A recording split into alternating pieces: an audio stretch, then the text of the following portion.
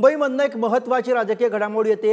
यामिनी जाधव आणि यशवंत जाधव यांनी राज ठाकरे यांची भेट घेतलेली आहे। यामिनी जाधव या दक्षिण मुंबईमधनं निवडणुकीच्या रिंगणामध्ये उतरलेल्या आहेत। दक्षिण मुंबईमध्ये अरविंद सावंत विरुद्ध यामिनी जाधव अशी लढत आपल्याला बघायला मिळते आणि या पार्श्वभूमीवरती अर्थातच राज ठाकरे यांची घेतलेली ही भेट महत्त्वाची मानली जाते। आणि याविषयीचे अधिक अपडेट्स घेऊयात। पंकज दळवी आपल्याला या भेटीविषयी अधिक माहिती देतात। पंकज, गुरुप्रसाद, राज ठाकरे यांची सकाळी लवकरच यामिनी जाधव यांनी भेट घेतली। सोबत यशवंत जाधव सुद्धा होते। दक्षिण मुंबईतून उमेदवारी जाहीर झाल्यानंतर महायुतीतला एक घटक पक्ष असलेल्या महाराष्ट्र नवनिर्माण सेना आणि त्याचे प्रमुख म्हणून राज ठाकरे यांची त्यांनी भेट घेतली।